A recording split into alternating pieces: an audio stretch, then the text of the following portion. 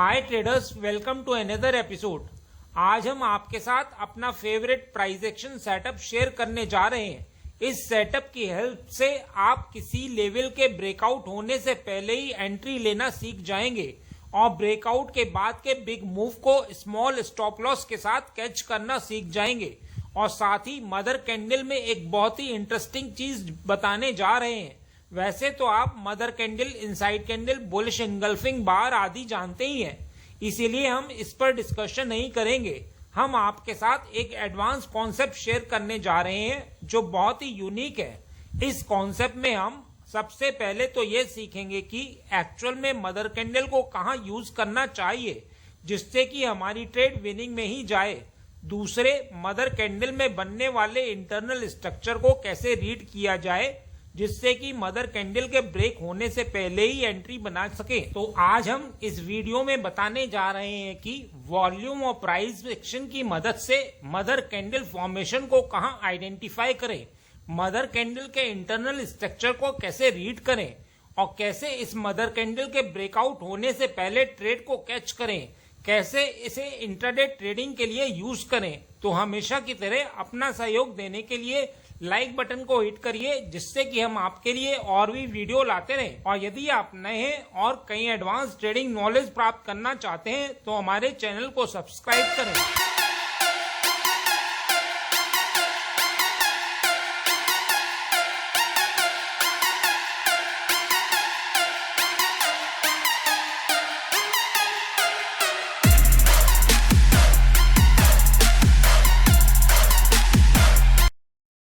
बढ़ने से पहले मैं आपसे पूछूंगा एक क्वेश्चन जिसका आंसर आप सब लोग करोगे कमेंट सेक्शन में। क्वेश्चन ये है, सीआरटी में पहली कैंडल का क्या रोल है? तो ये है आपके ऑप्शंस। ए, पहली कैंडल अपने हाई और लो के साथ एक रेंज सेट करती है, या फिर बी, पहली कैंडल विक्स से लिक्विडिटी को स्वीप करती है। कमेंट सेक्शन में करिए उत्तर। जो लोग सही आंसर करेंगे कोशिश करूंगा कि उनके कमेंट को हार्ट दे दूं ताकि बाकी लोग समझ पाएं कि सही उत्तर क्या है। तो ट्रेडर्स, आप लोग हमारी पिछली वीडियो में यह जान चुके हैं कि हम दो तरह का टाइम फ्रेम यूज करते हैं, डेली टाइम फ्रेम और 5 मिनट टाइम फ्रेम। इसमें मेजर एनालिसिस हम डेली टाइम फ्रेम पर करते हैं और एंट्री के लिए हम 5 मिनट टाइम फ्रेम का यूज करते हैं। डेली टाइम फ्रेम पर हमारा पर्पस ब्रेकआउट होने से पहले के पैटर्न को आइडेंटिफाई करना रहता है। अब सवाल है कि डेली टाइम फ्रेम पर ब्रेकआउट होने से पहले के पैटर्न को कैसे आइडेंटिफाई करें। तो प्राइस जब भी अप ट्रेंड में होता है तो इस तरह का स्ट्रक्चर बनाता है। इस स्ट्रक्चर को रीड करने के लिए शुरुआत बॉटम यानी लेटेस्ट स्विंग से की जाती है। ये लेटेस्ट स्विंग आप उस एरिया को मान सकते हैं जहां से प्राइस ने एक बिग मूव या कोई मेजर ब्रेकआउट दिया हो।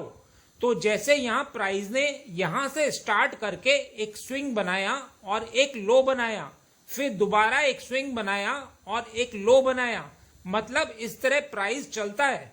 तो अब सवाल है कि इसमें नया क्या है।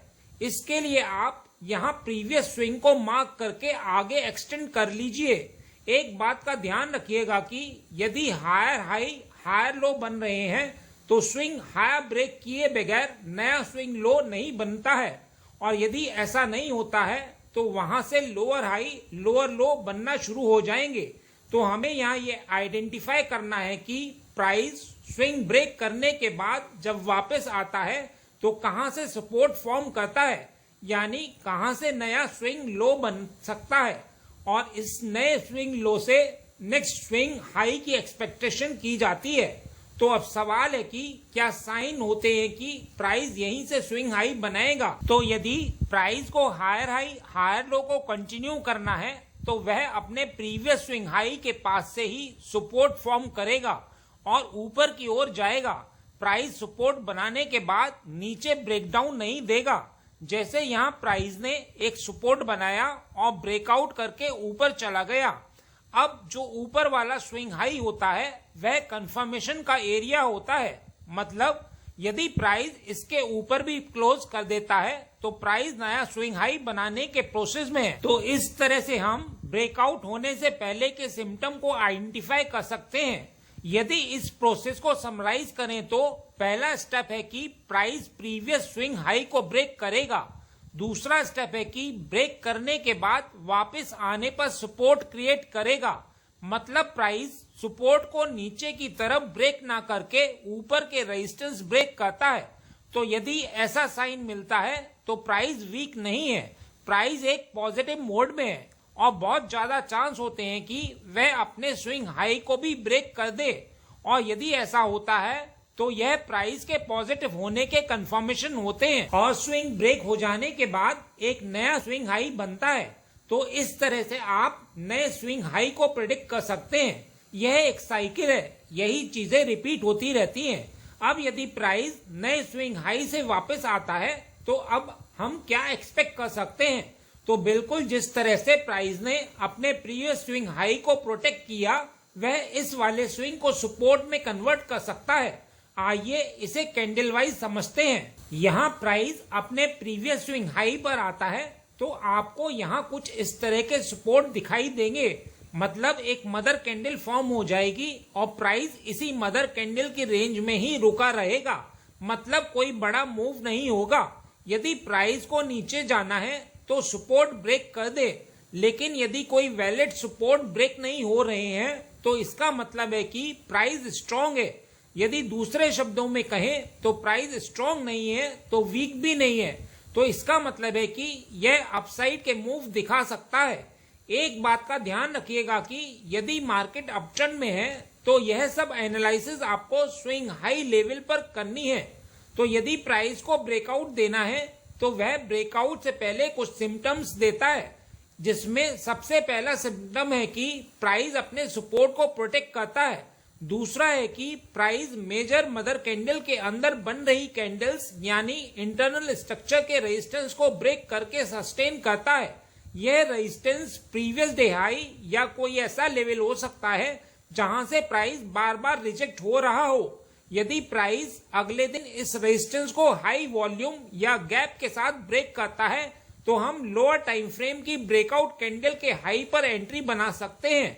अब यदि प्राइस मदर कैंडल की रेंज में ही रुका है और मदर कैंडल के इंटरनल स्ट्रक्चर को ब्रेक करने का सिम्टम भी नहीं दे रहा है तो हो सकता है कि प्राइस इंटरनल स्ट्रक्चर में एक और मदर कैंडल फॉर्म कर दे।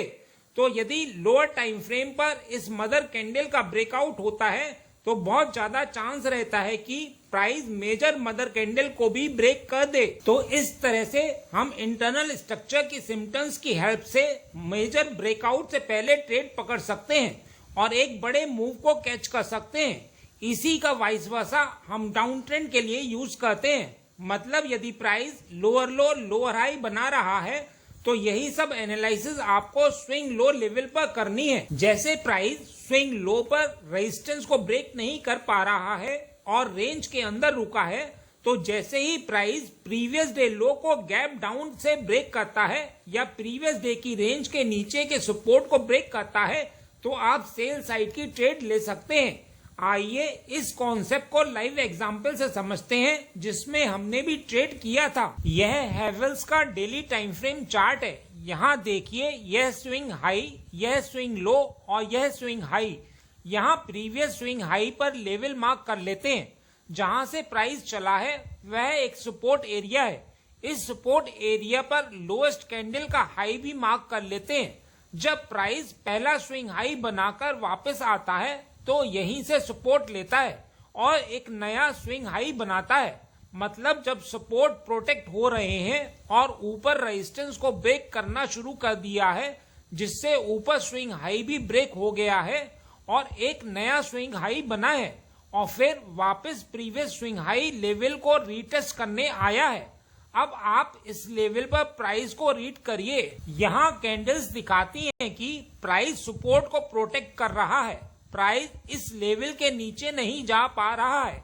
यह सब दिखाता है कि प्राइस यहाँ से ऊपर जाना चाहता है, क्योंकि प्राइस को नीचे जाना होता तो जो रेड कैंडल बनी है उसका लो ब्रेक करके नीचे निकल जाता। अब यदि हम वॉल्यूम इंडिकेटर को और ऐड कर लें तो हमें पहली वाली कैंडल में वॉल्यूम कम नजर आता है और उससे अगली कैंडल में वॉल्यूम ज्यादा नजर आता है और यह कैंडल प्रीवियस कैंडल की रेंज में ही है।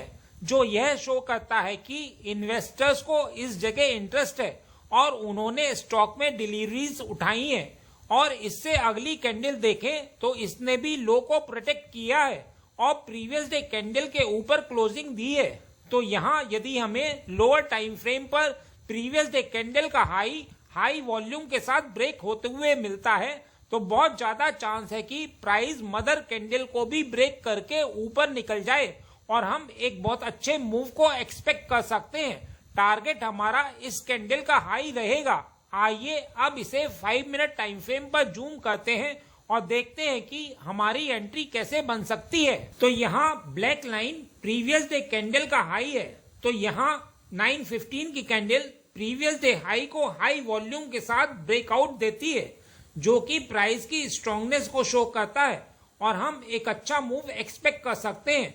तो जिस कैंडल ने प्रीवियस डे हाई को ब्रेक किया है उसके हाई को मार्क कर लेते हैं और जैसे ही प्राइस इस हाई को ब्रेक करता है तो हम एंट्री ले सकते हैं और stop loss previous day high level के नीचे रख सकते हैं, क्योंकि यदि प्राइस नीचे भी आता है तो उसे सबसे पहले प्रीवियस डे के हाई लेवल को स्ट्रॉन्ग सपोर्ट की तरह सामना करना पड़े। और यदि आप stop loss previous day high के ऊपर रख देते हैं तो हो सकता है कि प्राइस के रिट्रेसमेंट में आपका स्टॉप लॉस चला जाए। आइए एक और एग्जाम्पल से समझते हैं जिसमें हमने भी ट्रेड किया था। यह SBI कार्ड का डेली टाइम फ्रेम चार्ट है। यहाँ देखिए प्राइस डाउन ट्रेंड में था और लोअर लो लोअर हाई स्ट्रक्चर फॉर्म कर रहा था। प्राइस लास्ट स्विंग लो बनाने के बाद अपना प्रीवियस स्विंग हाई ब्रेक कर देता है और एक नया स्विंग हाई बनाता है, जो यह दिखाता है कि ट्रेंड चेंज हो गया है। तो यहाँ हम प्रीवियस स्विंग हाई पर एक लेवल मार्क कर लेते हैं और उम्मीद करते हैं कि प्राइस अपने एक नए स्विंग हाई से वापस प्रीवियस स्विंग हाई लेवल को रीटेस्ट करने आएगा। अब आप इस लेवल पर प्राइस को रीड करिए। यहाँ कैंडल्स दिखाती हैं कि प्राइस सपोर्ट को प्रोटेक्ट कर रहा है। प्राइस इस लेवल के नीचे नहीं जा पा रहा है, स्विंग अपसाइड की ओर मूव कर रहे हैं और कैंडल्स यह भी दिखा रही हैं कि प्राइस ऊपर भी नहीं निकल पा रहा है।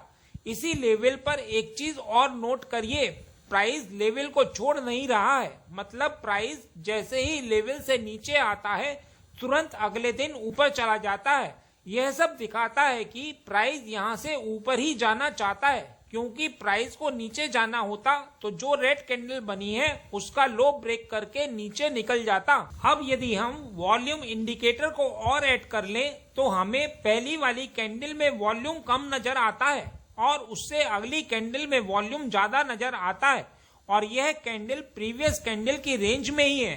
तो यहाँ यदि हमें लोअर टाइम फ्रेम पर प्रीवियस डे कैंडल का हाई वॉल्यूम के साथ ब्रेक होते हुए मिलता है तो बहुत ज्यादा चांस है कि प्राइस मदर कैंडल को भी ब्रेक करके ऊपर निकल जाए और हम एक बहुत अच्छे मूव को एक्सपेक्ट कर सकते हैं। टारगेट हमारा इस कैंडल का हाई रहेगा। आइए अब इसे 5 मिनट टाइम फ्रेम पर जूम करते हैं और देखते हैं कि हमारी एंट्री कैसे बन सकती है। तो यहाँ black line previous day candle का हाई है। तो यह कैंडल प्रीवियस डे हाई को हाई वॉल्यूम के साथ ब्रेकआउट देती है, जो कि प्राइस की स्ट्रांगनेस को शो करता है और हम एक अच्छा मूव एक्सपेक्ट कर सकते हैं। तो जिस कैंडल ने प्रीवियस डे हाई को ब्रेक किया है उसके हाई को मार्क कर लेते हैं और जैसे ही प्राइस इस हाई को ब्रेक करता है तो हम एंट्री ले सकते हैं और stop loss previous day high level के नीचे रख सकते हैं। बस इतना ही इस वीडियो में। उम्मीद करता हूँ इस वीडियो में दी गई जानकारी आपके लिए उपयोगी रही होगी। यदि हाँ तो लाइक बटन को हिट करिए और यदि आप नए हैं तो चैनल को सब्सक्राइब करिए। मिलते हैं नेक्स्ट एपिसोड में।